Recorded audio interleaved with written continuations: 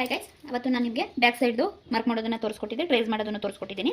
Madam please front ಯಾವ ರೀತಿ ಮಾಡೋದು ದಯವಿಟ್ಟು ತಿಳಿಸ್ಕೊಡಿ ಅಂತ ಕಮೆಂಟ್ ಮಾಡಿದ್ರು. ಅವ್ರಿಗೋಸ್ಕರ ಇದನ್ನು ಹೇಳ್ಕೊಡ್ತಾ ಇದ್ದೀನಿ. ನಾನು ಎಲ್ಲರಿಗೂ ಅಷ್ಟೇ ಏನಾದ್ರು ಡೌಟ್ ಇತ್ತು ಅಂದರೆ ನನ್ನನ್ನು ಕೇಳಿ, ನಾನು ಆದಷ್ಟು ನಿಮಗೆ ಆ ಡೌಟನ್ನು ಕ್ಲಿಯರ್ ಮಾಡ್ಕೊಡ್ತೀನಿ.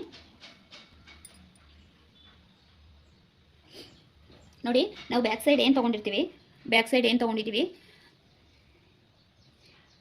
2ವರೆಗೆ ಇಟ್ಕೊಂಡಿದ್ವಿ ಅಲ್ವಾ. ಒಂದು ಸೈಡ್ ನೆಕ್ಕನ್ನು ಮಾರ್ಕ್ ಮಾಡುವಾಗ 2ವರೆಗೆ ಇಟ್ಕೊಂಡಿರೋದಲ್ವಾ, ಹಾಗಾಗಿ ಇಲ್ಲೂ 2ವರೆಗೆ ಇಟ್ಕೋಬೇಕಾಗುತ್ತೆ. ಕರೆಕ್ಟಾಗಿ ಸೆಂಟರ್ಗೆ ಒಂದು ಮಾರ್ಕನ್ನು ಮಾಡ್ಕೊಳ್ಳೋದು, ಇದು ಸೆಂಟರ್ ಆಗುತ್ತೆ. ನೀವು ಇಲ್ಲಿ ವರ್ಕ್ ಹಾಕೋದಕ್ಕೆ ಶೇಪ್ ಹೇಗೆ ತಗೋಬೇಕು ಅಂದರೆ ಹೇಳ್ಕೊಡ್ತೀನಿ, ಈಸಿ ಮೆಥಡಲ್ಲಿ ಹೇಳ್ಕೊಡ್ತೀನಿ. ನಾನು ನಿಮಗೆ ಟೇಪಲ್ಲೂ ಸಹ ಹೇಳ್ಕೊಟ್ಟಿದ್ದೆ, ಟೇಪಲ್ಲಿ ಯಾವ ರೀತಿ ನೆಕ್ಕನ್ನು ಮಾಡ್ಕೋಬೇಕು ಅನ್ನೋದನ್ನು ಹೇಳ್ಕೊಟ್ಟಿದ್ದೀನಿ, ಹಾಗೆ ಬ್ಲೌಸಲ್ಲೂ ಸಹ ಹೇಳ್ಕೊಟ್ಟಿದ್ದೀನಿ. ಆದ್ರೂ ಪಾಪ ಅವ್ರಿಗೆ ಸ್ವಲ್ಪ ಭಯ ಅನಿಸುತ್ತೆ, ಸ್ಟಾರ್ಟಿಂಗ್ ಪಾಯಿಂಟ್ ಮಾಡೋದ್ರಿಂದ ಭಯ ಅನ್ನೋದಿರುತ್ತೆ. ಅದಕ್ಕೆ ಈಸಿ ಮೆಥಡ್ ಹೇಳ್ಕೊಡ್ತೀನಿ ನೋಡಿ. ನಿಮ್ಮ ಹತ್ರ ವರ್ಕ್ ಮಾಡಿರೋ ಬ್ಲೌಸೇ ಆಗಿರ್ಬೋದು, ಇಲ್ಲ ಪ್ಲೈನ್ ಬ್ಲೌಸೇ ಆಗಿರ್ಬೋದು, ಯಾವುದಾದ್ರೂ ಇರಲಿಯಪ್ಪ, ನಿಮ್ಮ ರೈಟ್ ಸೈಡ್ ಅಂದರೆ ಬಲಭಾಗ ಇರುವಂಥ ಶೇಪನ್ನು ತೊಗೊಂಡು, ಯಾಕೆಂದರೆ ನಾವು ಬಲಭಾಗಕ್ಕೆ ವರ್ಕ್ ಹಾಕಬೇಕಲ್ವ, ನೀಟಾಗಿ ನೋಡ್ಕೋ. ಇಲ್ಲಿ ಕಾಣಿಸ್ತಿದೆಯಾ? ನೀಟಾಗಿ ನೋಡ್ಕೋಬೇಕು. ಇಲ್ಲಿ ಅಟ್ಯಾಚ್ ಮಾಡಿರೋದಿದೆ ಅಲ್ವಾ, ಕರೆಕ್ಟಾಗಿ ನಿಮಗೆ ಗೊತ್ತಾಗಲಿಲ್ಲ ಮಾರ್ಕ್ ಮಾಡೋದಕ್ಕೆ ಅಂದರೆ, ಈ ಅಟ್ಯಾಚ್ ಮಾಡಿರೋದು ಈ ಲೈನ್ ಏನು ಹಾಕಿದ್ದೀವಿ, ಮೆಜರ್ಮೆಂಟ್ ಲೈನು, ಅಲ್ಲಿಗೆ ಕರೆಕ್ಟಾಗಿ ಹೀಗೆ ಇಟ್ಕೋಬೇಕು. ಇಲ್ಲಿ 2ವರೆ ಏನು ಮಾಡ್ಕೊಂಡಿದ್ದೀವಿ, ಇಲ್ಲಿಗೂ ಒಂದು ಮಾರ್ಕ್ ಹಾಕೊಳ್ಳಿ. 2ವರೆಗೆ ಅಲ್ವಾ ಬ್ಯಾಕ್ ನೆಕ್ಕು ಇಟ್ಕೊಂಡಿರೋದು, ಹಾಗಾಗಿ ಫ್ರಂಟ್ಗೂ 2ವರೆಗೇ ಇರಬೇಕು. ಈ ರೀತಿ ಇಲ್ಲಿಗೊಂದು ಮಾರ್ಕು, ಸೆಂಟರ್ಗೆ ಇಲ್ಲಿಗೊಂದು ಮಾರ್ಕು ಮಾಡ್ಕೊಳ್ಳಿ. ನೀವು ಎಷ್ಟು ಇಟ್ಕೊಂಡು ಆಮೇಲೆ ಒಬ್ರು ಕೇಳಿದ್ರು, ಎಲ್ಲ ಬ್ಲೌಸ್ಗೂ ಇದೇ ಮೆಜರ್ಮೆಂಟ್ ತೊಗೋಬೇಕಂತ.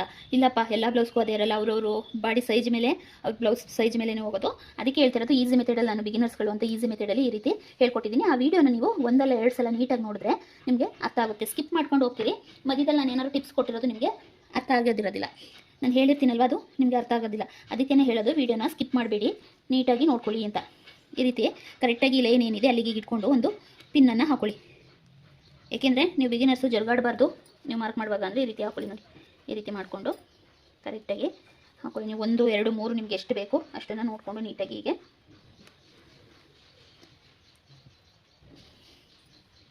ಎಡ್ಜಲ್ಲೊಂದು ನಿಮ್ಗೆ ಈಸಿ ಆಗಲಿ ಅಂತ ಈ ರೀತಿ ಹೇಳ್ತಾ ಇದ್ದೀನಿ. ನೋಡಿ, ಈ ರೀತಿ ಹಾಕ್ಕೊಂಡು ಇಲ್ಲಿ ಹೇಗೆ ಶೇಪ್ ಬಂದಿದೆ ಅದೇ ರೀತಿ ನೀವು ತಗೊಳ್ಳಿ. ಯಾಕೆಂದರೆ ಮಾರ್ಜಿನು ನೀವು ಎಕ್ಸ್ಟ್ರಾ ಇಲ್ಲಿ ಏನು ಎಕ್ಸ್ಟ್ರಾ ಬಿಟ್ಕೊಂಡಿದ್ದೀವಿ ಅಲ್ಲಿ ತೆಗಿಬೇಕು. ಇಲ್ಲಿಂದ ನಿಮಗೆ ರೆಡಿ ಇರುತ್ತೆ ಅಲ್ವಾ, ರೆಡಿ ಇರೋದ್ರಿಂದ ಏನು ಸ್ಟಿಚಿಂಗ್ ಲೈನ್ ಇದೆ ಅಲ್ಲಿಂದ ಹೀಗೆ ಅಲ್ಲಿ ಹೇಗೆ ಶೇಪ್ ಬಂದಿದೆ ಹಾಗೆಯೇ ಹೀಗೆ ತಗೊಳ್ಳಿ. ಇಲ್ಲಿ ಎಲ್ಲಿ ಸ್ಟಾಪ್ ಮಾಡಿದ್ದಾರೆ ಅಲ್ಲಿಗೆ ಸ್ಟಾಪ್ ಮಾಡ್ಕೊಳ್ಳಿ, ಒಂದು ಮಾರ್ಕನ್ನು ಹೀಗೆ ಮಾಡ್ಕೊಳ್ಳಿ, ಅಲ್ಲಿ ತನಕ ಹಾಕ್ಕೊಳ್ಳಿ. ನಿಮ್ಮ ಬ್ಲೌಸು ಈಗ ಕಲಿತಿರೋರಾದ್ರಿಂದ ನಿಮ್ಮ ಬ್ಲೌಸಿಗೆ ನೀವು ಹಾಕೋಬೇಕಾಗುತ್ತೆ. ನಿಮ್ಮ ಬ್ಲೌಸು ಯಾವುದು ನಿಮಗೆ ಫಿಟ್ಟಿಂಗು ನೆಕ್ ಹತ್ರ ಎಲ್ಲ ಚೆನ್ನಾಗಿ ಕೂರ್ತಾ ಇದೆ ಅದನ್ನೇ ತೊಗೋಬೇಕು. ಯಾವುದು ಕರೆಕ್ಟಾಗಿ ಫಿಟ್ಟಿಂಗ್ ಕೂರ್ತಾ ಇದೆ ನಿಮಗೆ ಅದನ್ನೇ ತೊಗೊಂಡು ಮಾಡ್ಕೋಬೇಕು. ನೋಡಿ, ಈಗ ಈ ಬ್ಲೌಸಲ್ಲಿ ತೋರಿಸ್ಕೊಟ್ಟೆ. ಸ್ವಲ್ಪ ಒಂದು ಬೇರೆ ಬ್ಲೌಸ್ ತೊಗೊಳ್ತೀವಿ ಅಂದರೂ ಏನೋ ಒಂದು ಹಾಫ್ ಇಂಚು ಡಿಫ್ರೆಂಟ್ ಬರ್ಬೋದು ಅಷ್ಟೇ ಫ್ರೆಂಡ್ಸ್. ಅಷ್ಟೆಲ್ಲ ಮಾಮೂಲಿ ಇರುತ್ತೆ, ಅದಕ್ಕೆಲ್ಲ ಟೆನ್ಷನ್ ತೊಗೊಳಕ್ಕೆ ಹೋಗ್ಬಿಡಿ. ಯಾಕೆಂದರೆ ಇಲ್ಲಿ ನಾವು ಫ್ರಂಟಲ್ಲಿ ಈ ರೀತಿ ಉಪ್ಪಟ್ಟಿ ಮತ್ತು ಇದನ್ನು ಹಾಕೊಳ್ಳೋದ್ರಿಂದ ಅದು ಏನು ತೊಂದರೆ ಬರೋದಿಲ್ಲ. ಈ ರೀತಿ ನೋಡಿ, ಇದಾದ್ರೂ ಅಷ್ಟೇ ಕರೆಕ್ಟಾಗಿ ಜಾಯಿಂಟಲ್ಲಿದೆ ನೋಡಿಕೊಂಡು ಅಲ್ಲಿಂದ ಹೀಗೆ ನೀಟಾಗಿ ಕಾಣಿಸ್ತಿದೆಯಾ? ನೋಡಿ, ಅದು ಇಲ್ಲಿಗೆ ಸ್ಟಾಪ್ ಮಾಡಿದ್ದೀವಿ. ನೋಡಿ, ಇಲ್ಲಿ ಮಾರ್ಕ್ ಮಾಡಿದ್ದೀನಿ, ಇದು ಇಲ್ಲಿಗೆ ಬಂತು. ಒಂದು ಹಾಫ್ ಇಂಚು ಹೆಚ್ಚು ಕಮ್ಮಿ ಬರುತ್ತೆ ಅಷ್ಟೇ. ನಿಮ್ಗೆ ಯಾವುದು ಫಿಟ್ಟಿಂಗ್ ಕರೆಕ್ಟಾಗಿ ಕೂತಿರುತ್ತೆ ಅದನ್ನು ನೋಡಿಕೊಂಡು ಹೀಗೆ ನೀಟಾಗಿ ಒಂದು ಗುಂಪಿನ ಹಾಕ್ಕೊಂಡು ಅದೇ ರೀತಿ ಹೀಗೆ ಶೇಪನ್ನು ಮಾಡಿಕೊಂಡ್ರೆ ಆರಾಮಾಗಿ ವರ್ಕನ್ನು ಮಾಡ್ಬೋದು. ಮೇಡಮ್ ಸರಿ, ವರ್ಕ್ ಮಾಡೋದೇನೋ ಅರ್ಥ ಆಯಿತು, ಸ್ಟಿಚಿಂಗ್ ಮಾಡೋದಕ್ಕೆ ಹೇಗೆ ಹೇಳ್ಕೊಡಿ ಅದನ್ನು ಹೇಳ್ಕೊಡ್ತೀನಿ. ಈಗ ನಾನೀಗ ವರ್ಕ್ ಮಾಡ್ತೀನಲ್ವ, ಇದಕ್ಕೆ ಸ್ಟಿಚ್ ಮಾಡುವಾಗ ಲೈನಿಂಗ್ ಪೀಸಲ್ಲಿ ನಾನು ನಿಮಗೆ ನೀಟಾಗಿ ತೋರಿಸ್ಕೊಡ್ತೀನಿ. ಯಾವ ರೀತಿ ಡಾಟ್ ಇಡಬೇಕು, ಯಾವ ರೀತಿ ಪಾಯಿಂಟ್ಗಳಿಗೆ ಏನೇನು ಇಡಬೇಕು, ಎಲ್ಲನೂ ಫ್ರಂಟ್ ಶೇಪ್ ಏನೇನು ಬರುತ್ತೆ, ಇಲ್ಲಿ ಬೆರಟು ಇದೆಲ್ಲನೂ ಪೂರ್ತಿ ನಾನು ಇದನ್ನು ಸ್ಟಿಚ್ ಮಾಡುವಾಗ ಹೇಳ್ಕೊಡ್ತೀನಿ. ಈಗ ಸದ್ಯಕ್ಕೆ ನಾನು ಮಾರ್ಕ್ ಮಾಡೋದಕ್ಕೆ ಹೇಳ್ಕೊಡ್ತಾ ಇರೋದ್ರಿಂದ ಇಲ್ಲಿ ಏನು ಮಾರ್ಕ್ ಮಾಡ್ಕೊಂಡಿದ್ದೀವಲ್ವ ಅದಕ್ಕೇ ನೀಟಾಗಿ ಈಗ ವರ್ಕನ್ನು ಮಾಡೋಣ. ಇದಕ್ಕೆ ವರ್ಕ್ ಮಾಡಿಬಿಟ್ಟು ನೆಕ್ಸ್ಟು ಇದರ ಲೈನಿಂಗನ್ನು ನಾನು ನಿಮಗೆ ನೀಟಾಗಿ ಯಾವ ರೀತಿ ಕಟ್ ಮಾಡ್ಕೋಬೇಕು ಅನ್ನೋದನ್ನು ಹೇಳ್ಕೊಡ್ತೀನಿ. ಯಾವ ರೀತಿ ಕಟ್ ಮಾಡಿಕೊಂಡು ನೀವು ಮಾಡ್ಕೋಬೇಕು ಅನ್ನೋದನ್ನು ಹೇಳ್ಕೊಡ್ತೀನಿ. ಇಲ್ಲ ಅಷ್ಟೇ, ನೀವಿಲ್ಲಿ ಬ್ಯಾಕಿಗೆ ಯಾವ ರೀತಿ ಶೋಲ್ಡರ್ ಅಂದರೆ ಬ್ಯಾಕಿಗೆ ಯಾವ ರೀತಿ ತೊಗೊಂಡಿದ್ದೀರಿ ಅದೇ ರೀತಿ ತೊಗೋಬೇಕು, ಅದೇ ಅಳತೆಯಲ್ಲಿ ತೊಗೊಂಡು ಹಾಕ್ಕೊಳ್ಬೇಕಾಗುತ್ತೆ.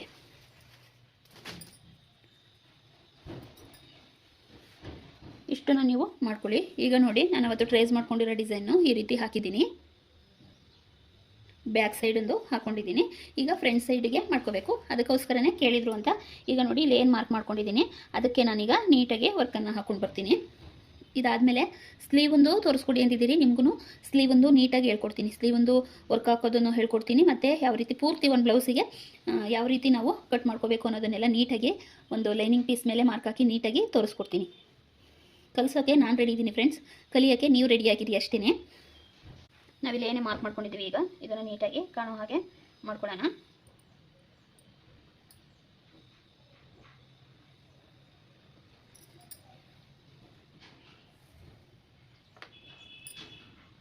ಮತ್ತೆ ಒಬ್ರು ಕೇಳಿದ್ರು, ಮೇಡಮ್ ಫ್ರಂಟ್ ನೆಕ್ಕು ಮತ್ತು ಬ್ಯಾಕ್ ನೆಕ್ಕು ಮಧ್ಯ ಯಾಕೆ 2 ಇಂಚು ಗ್ಯಾಪನ್ನು ಕೊಟ್ಟರೆ ನನಗೆ ಅರ್ಥ ಆಗಲಿಲ್ಲ ಅಂತ. ಇಲ್ಲೇನು ಫ್ರಂಟು ಮತ್ತು ಬ್ಯಾಕ್ ಇದೆ, ಇದ್ರ ಮಧ್ಯೆ ಇಲ್ಲಿ ಕೊಟ್ಟೆ ಅಲ್ವಾ ನಾನು 2-3 ಇಂಚು ಇಟ್ಕೊಳ್ಳಿ ಅಂತ. ಜಾಸ್ತಿ ಬಟ್ಟೆ ಇದೆ ಅಂದರೆ ಮಾತ್ರ 3 ಇಂಚು ಇಟ್ಕೊಳ್ಳಿ, ಇಲ್ಲಾಂದರೆ 2 ಇಂಚು ಇಟ್ಕೊಳ್ಳಿ.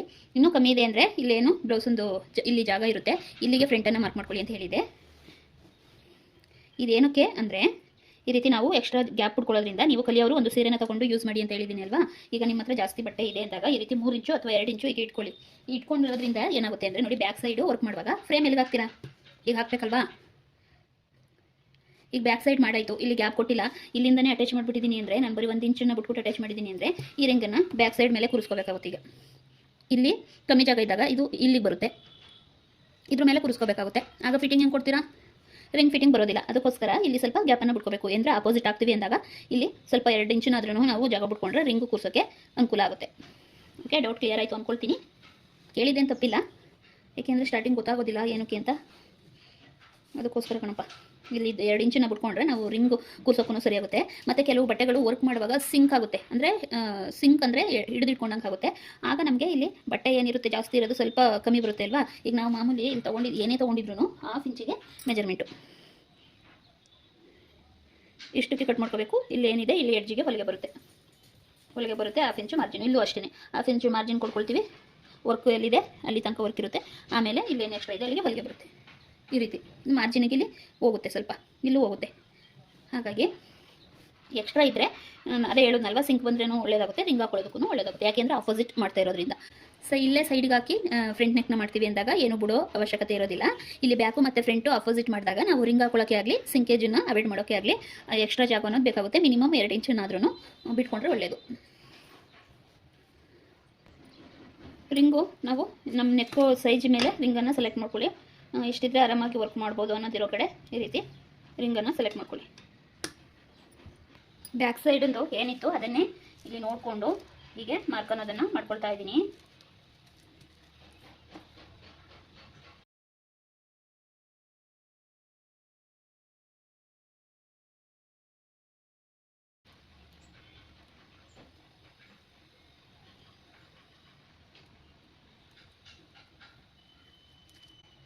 ಇಲ್ಲಿ ನೋಡ್ಕೊಳ್ಬೇಕಾಗುತ್ತೆ ನಾವು ಯಾವ ರೀತಿ ಶೇಪನ್ನು ಟರ್ನ್ ಮಾಡ್ಕೋಬೇಕು ಅಂತ, ಆ ರೀತಿನೇ ಮಾಡ್ಕೋಬೇಕು.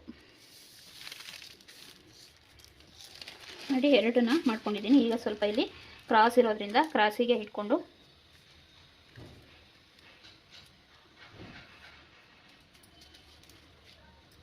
ಇಲ್ಲೇನು ಮಾಡಿಕೊಂಡೆ, ಟ್ರೇಸಿಂಗ್ ಪೇಪರ್ ಮೇಲೆ ಅದು ಹಾಗೆ ಕಾಣಿಸ್ತಾ ಇದೆ, ಅಲ್ಲೇ ಮಾಡ್ಕೊಳ್ತೀನಿ. ಈಗ ನೋಡಿ,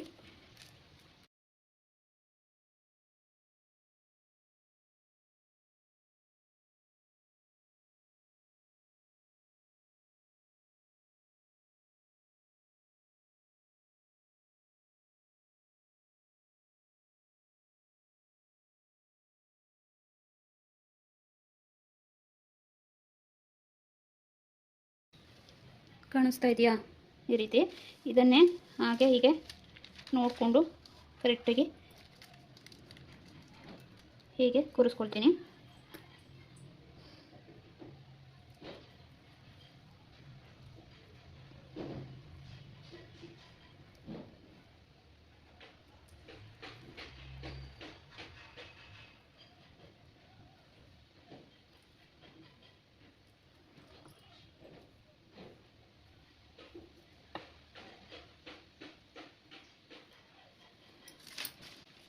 ಕಾಣಿಸ್ತಿದೆಯಾ ನೋಡಿ, ಈ ರೀತಿ ಬಂದಿರುತ್ತೆ. ನೀವು ಬೇಕು ಅಂದರೆ ಇನ್ನೊಂದು ಸ್ವಲ್ಪ ನೀವು ಪೆನ್ ಅಥವಾ ಪೆನ್ಸಿಲಲ್ಲಿ ಡಾರ್ಕ್ ಮಾಡ್ಕೋಬೋದು. ಇದು ಆರಾಮಾಗಿ ಕಾಣಿಸ್ತಾ ಇದೆ. ನಾನು ಇದ್ರ ಮೇಲೇ ಈಗ ವರ್ಕನ್ನು ಮಾಡ್ತೀನಿ, ನೋಡ್ಕೊಳ್ಳಿ. ನೋಡಿ, ಪೇಪರ್ ಕ್ಯಾನ್ವಾಸನ್ನು ಹಾಕ್ಕೊಂಡಿದ್ರೆ ನೋಡಿ, ಈ ರೀತಿ ನಾವು ವರ್ಕ್ ಮಾಡಾದ್ಮೇಲೆ ನೀಟಾಗಿ ಹೀಗೆ ತೆಗೆದುಬಿಡ್ಬೋದು. ನೀಟಾಗಿ ಪಕ್ಕದಲ್ಲೇ ಹೀಗೆ ಕೈ ಹಾಕ್ಕೊಂಡು ಹೀಗೆ ತೆಗೆದ್ರೆ ನೋಡಿ, ನೀಟಾಗಿ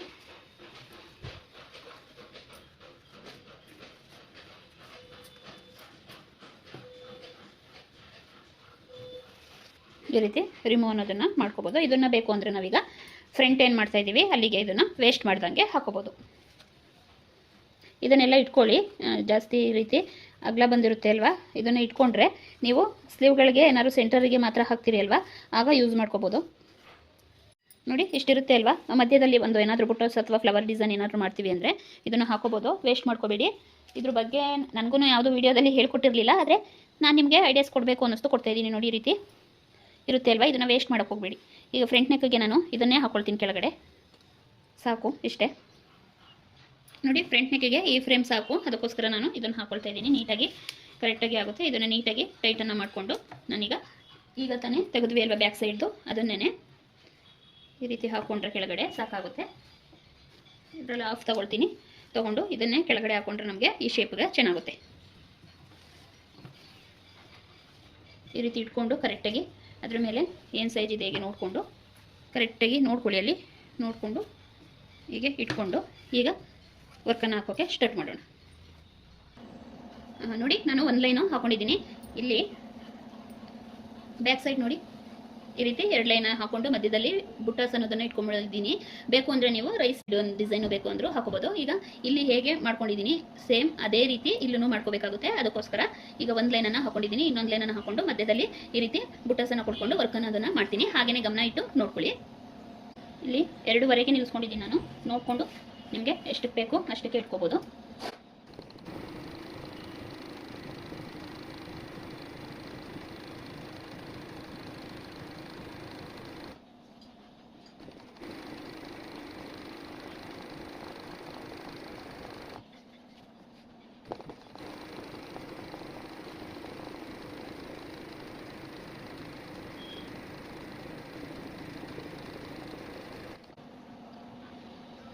ನಾನೀಗ ಗೋಲ್ಡ್ ಕಲರಲ್ಲಿ ಏನೇನು ಮಾಡ್ಕೊಂಡಿದ್ದೀನಿ ಇಲ್ಲಿ ವರ್ಕು ಗೋಲ್ಡ್ ಕಲರು, ಅದನ್ನು ಗೋಲ್ಡ್ ಹಾಕೊಂಡಿರೋದ್ರಿಂದ ಈಗ ಎಲ್ಲನೂ ಈಗಲೇ ಮಾಡ್ಕೊಳ್ತೀನಿ ಗೋಲ್ಡ್ ಕಲರ್ ಯೂಸ್ ಮಾಡಿರೋದನ್ನ.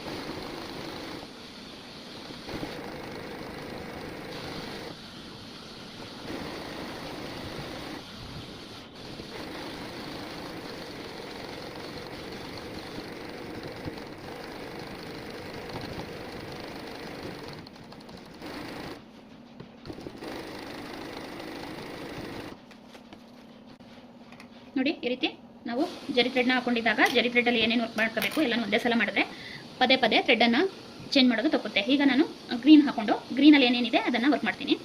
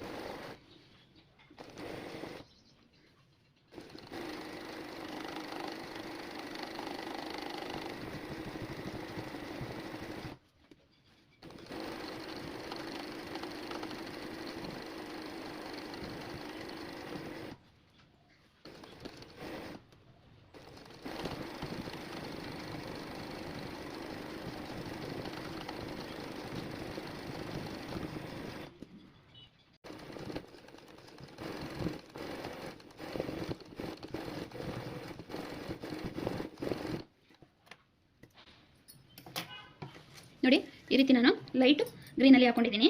ಈಗ ಉಳ್ಕೊಂಡಿರೋ ಲೀಫ್ಗಳಿಗೆ ಒಂದು ಸ್ವಲ್ಪ ಡಾರ್ಕ್ ಗ್ರೀನಲ್ಲಿ ಹಾಕೊಳ್ತೀನಿ. ಈ ರೀತಿ ಕಾಂಬಿನೇಷನ್ ಹಾಕೋದ್ರಿಂದ ತುಂಬ ಚೆನ್ನಾಗಿ ಕಾಣಿಸುತ್ತೆ ಅಂತ ಅಷ್ಟೇ ಹಾಕ್ತಾ ಇರೋದು. ಈಗ ಡಾರ್ಕ್ ಗ್ರೀನಲ್ಲಿ ಹಾಕ್ತೀನಿ. ಮತ್ತು ಇಲ್ಲಿ ಒಂದೊಂದು ಬುಟ್ಟಾಸನ್ನು ಹಾಕ್ತೀನಿ. ನೀವು ಬೇಕಾದ್ರೆ ಬುಟ್ಟಾಸನ್ನು ಹಾಕೋಬೋದು, ಇಲ್ಲ ರೇಸ್ ಸ್ಟಿಚ್ ಹೇಳ್ಕೊಟ್ಟಿದ್ದೀನಿ ಅಲ್ವಾ, ಅದನ್ನಾದರೂ ಹಾಕೋಬೋದು. ನನಗೆ ಇಲ್ಲಿ ಬಾಲ್ ಚೈನ್ ಸ್ಟೋನ್ ಚೈನ್ ಬೇಡ ಅನ್ನಿಸ್ತು, ಹಾಗಾಗಿ ಬರೀ ಥ್ರೆಡ್ ವರ್ಕಲ್ಲೇ ಮಾಡ್ಕೊಳ್ತಾ ಇದ್ದೀನಿ. ನಿಮಗೆ ಸ್ಟೋನ್ ಚೈನ್ ಬಾಲ್ ಚೈನ್ ಬೇಕು ಅಂದರೆ ಬರೀ ಸಿಂಗಲ್ ಲೈನನ್ನು ಹಾಕೊಂಡು ಸ್ಟೋನ್ ಚೈನ್ ಬಾಲ್ ಚೈನನ್ನು ಅಟ್ಯಾಚ್ ಮಾಡ್ಕೊಳ್ಳಿ.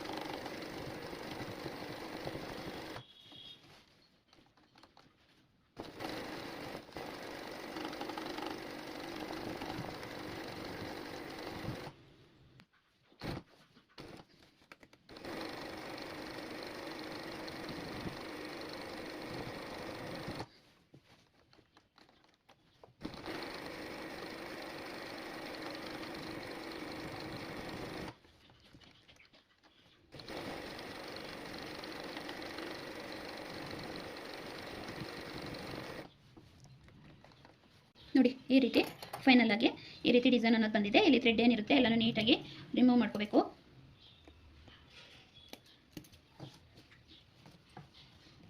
ಇಷ್ಟೇ ಫ್ರೆಂಡ್ಸ್. ನೋಡಿ ಫ್ರಂಟಲ್ಲಿ ಶೇಪನ್ನು ಹಾಕೊಂಡು ವರ್ಕ್ ಮಾಡೋದು ಇಷ್ಟೇ.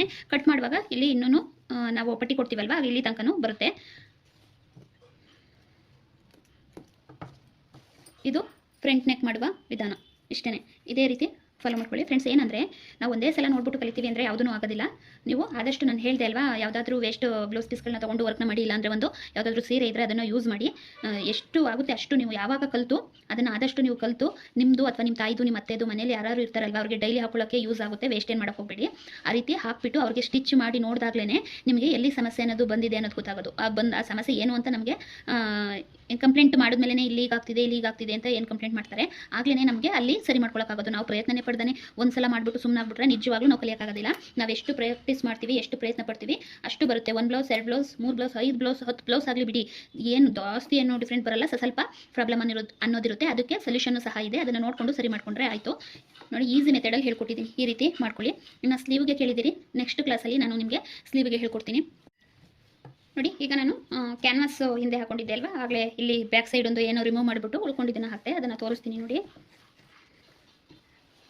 ನೋಡಿ ಈ ರೀತಿ ಆಗಿರುತ್ತೆ. ವೇಸ್ಟ್ ಮಾಡೋ ಬದಲು ಈ ರೀತಿ ಉಳ್ಕೊಂಡಿರೋ ಪೀಸಲ್ಲೇ ಹಾಕೊಳ್ಳೋದ್ರಿಂದ ತುಂಬ ಚೆನ್ನಾಗಿರುತ್ತೆ. ಈಗ ಇದನ್ನು ನಾವು ವರ್ಕ್ ಮಾಡಾಗಿದೆ ಅಲ್ವಾ, ಇದನ್ನು ಅಷ್ಟೇ ಈ ರೀತಿ ರಿಮೂವ್ ಮಾಡಿಕೊಂಡ್ರೆ ಆಯಿತು. ಪೇಪರ್ ಕ್ಯಾನ್ವಾಸನ್ನು ತೊಗೊಂಡ್ರೆ ನೋಡಿ ಈ ರೀತಿ ನೀಟಾಗಿ ನಾವು ತೆಗಿಬೋದು. ಈಸಿಲಿ ಬಂದುಬಿಡುತ್ತೆ. ಅದಕ್ಕೆ ಪೇಪರ್ ಕ್ಯಾನ್ವಾಸ್ ಅಂತ ಕೇಳಿ ತೊಗೊಳ್ಳಿ ಅಂತ ಹೇಳಿದ್ದು. ಫ್ರೆಂಡ್ಸ್, ಈ ಡಿಸೈನ್ ನಿಮಗೆ ಇಷ್ಟ ಆಯಿತಾ? ನೋಡಿ ಈಗ ಬಂದಿದೆ. ನಾವಿಲ್ಲಿ ಬೇಕು ಅಂದರೆ ಇದರೊಳಗಡೆ ಥ್ರೆಡ್ಡನ್ನು ಫಿಲ್ ಮಾಡ್ಕೋಬೋದು, ಇಲ್ಲ ಯಾವುದಾದ್ರೂ ಕುಂದನ್ಗಳನ್ನ ಹಾಕೋಬೋದು. ನನಗೆ ಇಲ್ಲಿ ಏನು ಬೇಡ, ಸ್ಟೋನ್ ಚೈನ್ ಬಾಲ್ ಚೈನ್ ಏನೂ ಬೇಡ ಅನ್ನಿಸ್ತು, ಅದಕ್ಕೋಸ್ಕರ ಹೀಗೆ ಪ್ಲೈನಾಗಿ ಮಾಡಿದ್ದೀನಿ. ನೋಡ್ಕೊಳ್ಳಿ. ಹೇಗಿದೆ ಡಿಸೈನ್? ಚೆನ್ನಾಗಿದೆಯಾ ಫ್ರೆಂಡ್ಸ್? ಕಮೆಂಟ್ ಮಾಡಿ ಹೇಳಿ. ಓಕೆ ಫ್ರೆಂಡ್ಸ್, ಬಾಯ್, ಸಿಗೋಣ ನೆಕ್ಸ್ಟ್ ವೀಡಿಯೋದಲ್ಲಿ. ಏನಾದರೂ ಡೌಟ್ ಇತ್ತು ಅಂದರೆ ಕಮೆಂಟ್ ಮಾಡಿ. Bye friends.